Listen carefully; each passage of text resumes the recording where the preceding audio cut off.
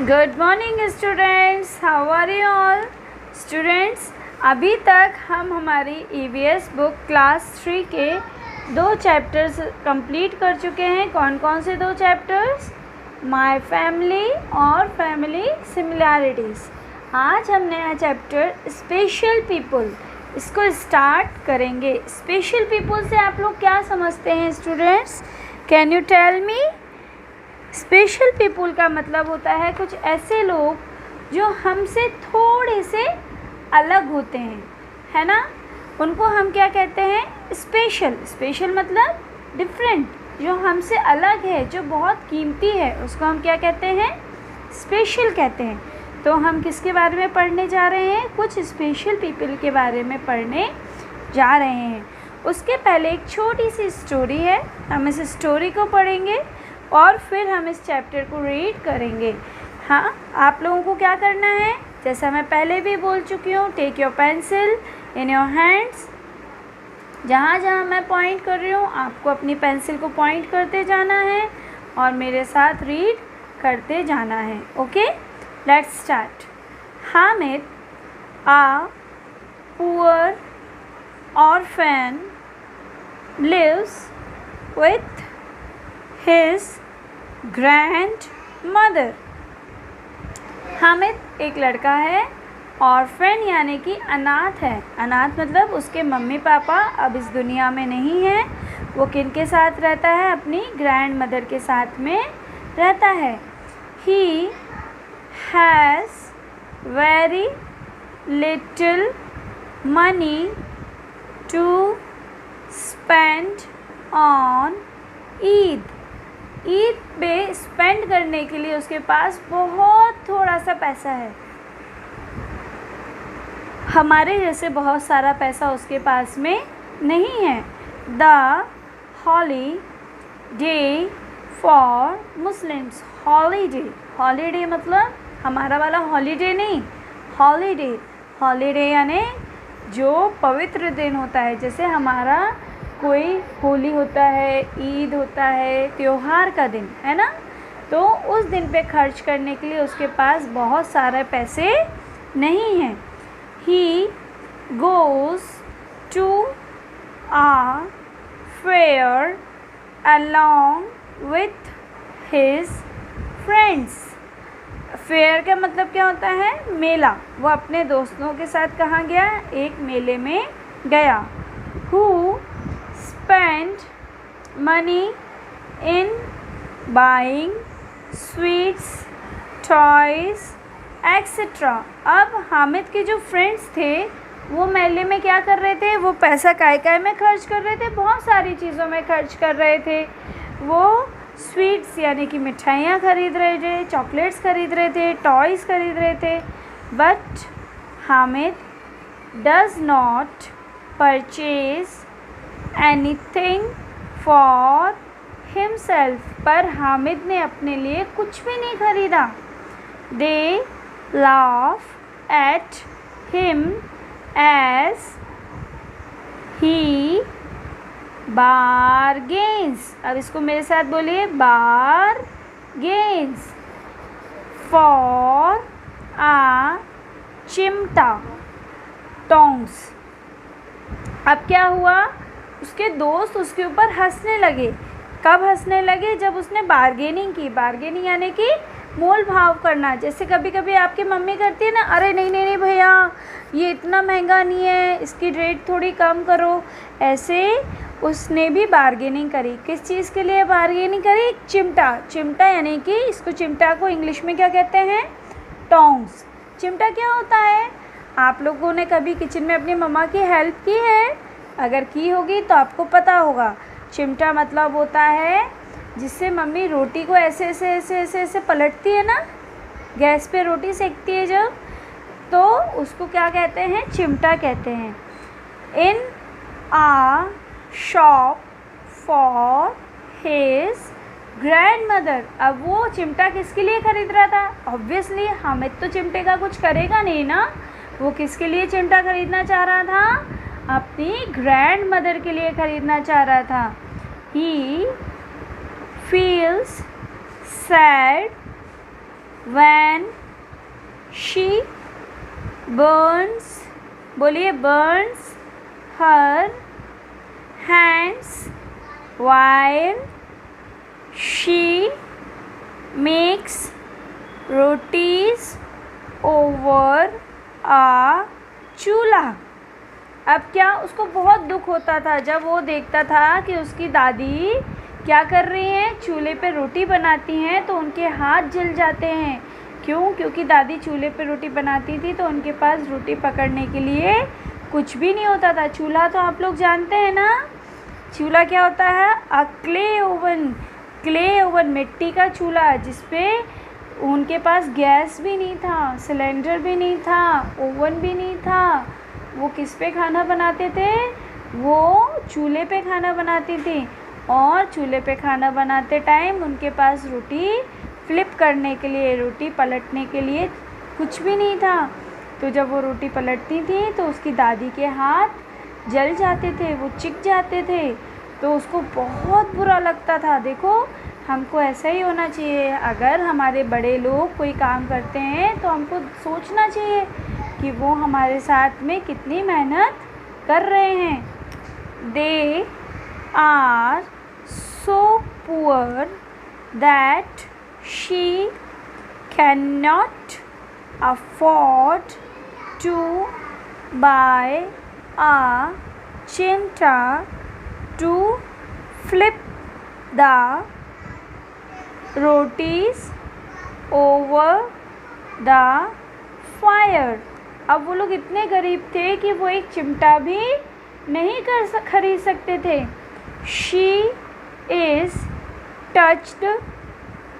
Touched, बोलिए मेरे साथ में फिर से, touched by this concern when he presents her the chimta on his return from the fair। अब क्या हुआ? जब उसकी दादी को हामिद ने चिमटा दिया तो वो टच्ड, यानी कि उसको बहुत अच्छा लगा, वो बहुत भावुक हो गई। टच्ड यानी भावुक हो जाना। तो उसकी दादी को जब हामिद ने चिमटा दिया तो उसकी दादी बहुत भावुक हो गई। क्यों भावुक हो गई? क्योंकि देखो, हामिद गया था मेले में, वो चाहता तो वो भी दूसरे फ्रेंड्स की तरह मिठाइयाँ खा सकता था, टॉयज़ खरीद सकता था, पर उसने क्या किया? उसने अपने लिए कुछ भी नहीं खरीदा। उसने क्या किया? उसने अपनी दादी के लिए चिमटा खरीदा। कितना सोचता है देखो वो, है ना। अब देखिए ब्रैकेट में क्या लिखा है? Adopted from Idgah a story of a child's love and concern मतलब क्या होता है? ध्यान रखना किसी का। For his grand mother, written by Munshi, बोलिए मुंशी प्रेमचंद। तो ये स्टोरी कहाँ से ली गई है? एक राइटर हुए हैं हिंदी के बहुत बड़े राइटर मुंशी प्रेमचंद जी, उनकी एक बुक थी ईदगाह, है ना। उस बुक में से ये छोटी सी कहानी हमारे बुक में ली गई है। ठीक है, अब हम आगे की रीडिंग करते हैं। इस स्टोरी का हमारे चैप्टर से क्या लेना देना है ये अभी हमको पता चलेगा। Children are naturally caring. Children यानी कि बच्चे नेचुरली यानी कि स्वाभाविक तौर से केयरिंग होते हैं। हमने कईयों बार देखा होगा, आपके घर में अगर कोई छोटा बेबी हो तो आपने ध्यान दिया हो, अगर आप किसी छोटे बेबी के सामने रोओगे ना तो पता है क्या होता है? छोटा बेबी हमारे आंसू पोंछने लगता है, वो अपना रोना भूल के हमारा रोना देखने लगते हैं। अगर कोई छोटा बेबी रो रहा हो और उसके सामने रोने लगोगे तो पता है वो क्या करेंगे?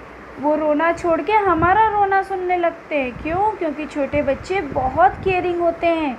दे शो कंसर्न concern, बोलो उसको, concern for others from an early age। और वो बहुत छोटे से ही, कंसर्न यानी क्या होता है, ध्यान रखना, अपने से बड़े लोगों का भी वो बहुत अच्छे से ध्यान रखते हैं। When children watch others giving respect, बोलिए, respect to their elders, they also learn about respect and care। और वो कैसा करते हैं, अगर वो देखते हैं कि हमारे से बड़े लोग अपने बड़े लोगों को रेस्पेक्ट दे रहे हैं तो वो भी रेस्पेक्ट देना सीखते हैं। जैसे कि अगर हमारे घर में हम लोग तू करके बात करते हैं, तू क्या कर रहा है, तू ऐसा क्यों कर रहा है, तो फिर बच्चे भी ऐसे ही बोलने लगते हैं। पर अगर हम अपने घर में आप क्या कर रहे हैं, ऐसा क्यों कर रहे हैं करके बोलते हैं तो बच्चे भी ऐसे ही बोलने लगते हैं। वो जब देखते हैं कि छोटे बेबीज़ जब ये देखते हैं कि बड़े भैया लोग या बड़े दीदी लोग अपने मम्मी पापा से अच्छे से बात कर रहे हैं तो वो भी अच्छे से बात करते हैं। और अगर वो ये देखते हैं कि बड़े भैया लोग, दीदी लोग अपने मम्मी पापा से गंदे तरीके से बात कर रहे हैं तो वो भी गंदे तरीके से बात करने लगते हैं। स्कूल में भी यही होता है, जब वो ये देखते हैं कि बड़े भैया लोग, दीदी लोग टीचर्स की बात मान रहे हैं तो वो भी बात मानने लगते हैं। और जब वो देखते हैं कि बड़े भैया लोग, दीदी लोग बच्चों की बात नहीं मान रहे हैं टीचर्स की तो वो भी बात नहीं मानते हैं। तो ये हमारी ज़िम्मेदारी बनती है, अगर हम चाहते हैं कि हमारे छोटे भाई बहन या हमसे कोई भी छोटा है और वो अच्छी बातें सीखे तो हमको क्या करना पड़ेगा स्टूडेंट्स? यस, हमको पहले खुद अच्छा बनना पड़ेगा। एग्जैक्टली, अगर हम अच्छे बनेंगे तो बच्चे अपने आप अच्छे हो जाएंगे, है ना। आगे पढ़ते हैं। A well behaved child makes others happy। और कितना अच्छा लगता है अगर हमारे घर का कोई बच्चा, अगर या आप लोग, जब अभी तो आप लोग भी बहुत छोटे हो, अगर आप लोग किसी के घर जाओ और बिल्कुल उधम नहीं करो, शोरगुल नहीं करो, किसी की चीज़ों को नहीं टच करो तो वो क्या बोलेंगे, अरे ये तो बहुत अच्छा बच्चा है। और वहीं अगर कोई ऐसा बच्चा हमारे घर आ जाए, आपके टॉयज़ ख़राब कर दे, तोड़ दे, फोड़ दे तो आपको कैसा लगता है? गंदा लगता है ना। और ऐसे काम अगर आप किसी के घर जाके करोगे तो वो लोग क्या बोलेंगे, अरे ये तो कितना गंदा बच्चा है, देखो। कोई ऐसे बोलेगा तो कितना गंदा लगेगा, है ना। सलोनी, कोई ऐसा बोले कि देखो सलोनी कितना उधम करती तो कितना गंदा लगेगा ना। पर अगर कोई ये बोले कि नहीं, सलोनी तो बहुत गुड गर्ल है, देखो वो बिल्कुल उधम नहीं करती है, क्लास में भी चुपचाप बैठती है, तो फिर कितना अच्छा लगता है हमको। तो अगर कोई वेल बिहेव्ड यानी कि अच्छे से बिहेव करने वाला बच्चा होता है तो उसको सब पसंद करते हैं और उससे सब खुश रहते हैं।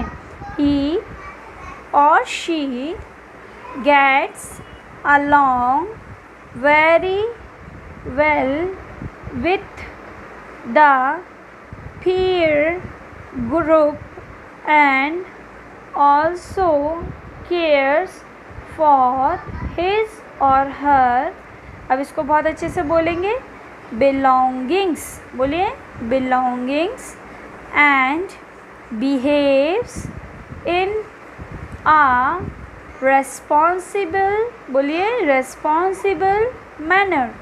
जो अच्छे बच्चे होते हैं वो पीयर यानी कि एक से सेम ग्रुप के जो एज के बच्चे होते हैं उनका एक दूसरे का ध्यान रखते हैं, अपनी चीज़ों का ध्यान रखते हैं और अच्छे से वेल बिहेव्ड मैनर में बिहेव करते हैं।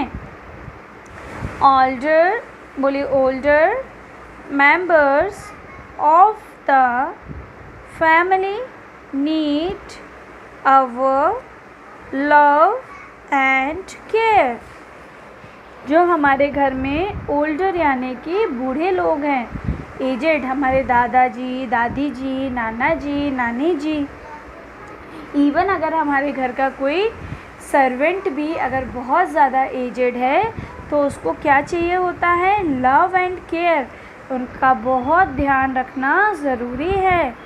We must take care of them, हमें उनका बहुत ध्यान रखना चाहिए। दे शुड गेट एनफ, इसको एनफ बोलते हैं, इनफ नहीं बोलते हैं, enough rest as they become weak with age. क्यों उनका ध्यान रखना ज़रूरी है? क्योंकि वो धीरे धीरे अपनी एज के साथ वीक होते जाते हैं, इसलिए उनका हमें क्या रखना चाहिए? उनको ज़्यादा से ज़्यादा रेस्ट मिले, है ना, और उनका अच्छे से ध्यान रखा। They like to stay in a peaceful environment. Noise disturbs them. Noise से क्या होता है? उनको गुस्सा आता है। उनको कैसा एनवायरनमेंट अच्छा लगता है? पीसफुल, यानी कि शांति वाला एनवायरनमेंट अच्छा लगता है।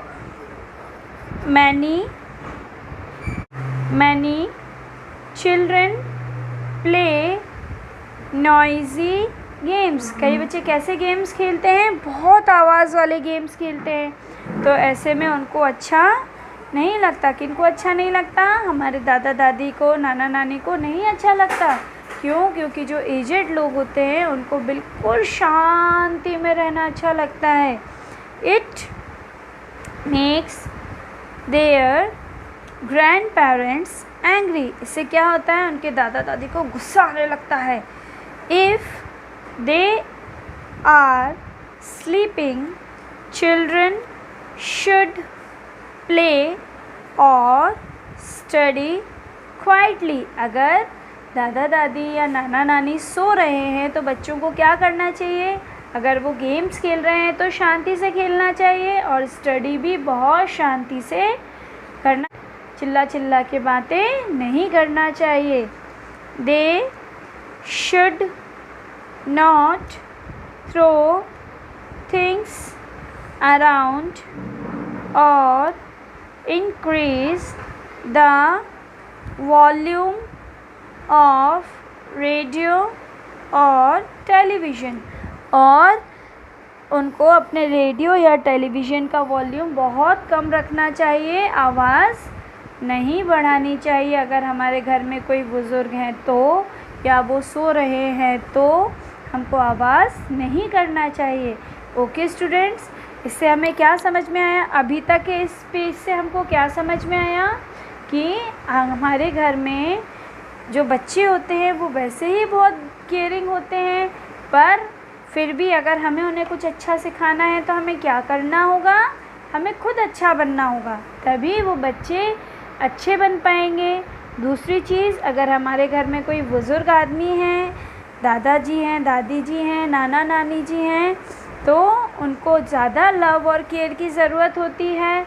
हमें उनका बहुत अच्छे से ध्यान रखना चाहिए, है ना, शोरगुल नहीं करना चाहिए, पीसफुल एनवायरनमेंट रखना चाहिए, यानी कि बहुत शांति रखनी चाहिए घर में, ज़्यादा नॉइज़ नहीं करना चाहिए, और बच्चों को नॉइज़ी गेम्स, आवाज़ शोरगुल वाले गेम्स नहीं खेलने चाहिए। हमको क्या करना चाहिए? शांति से गेम्स खेलने चाहिए।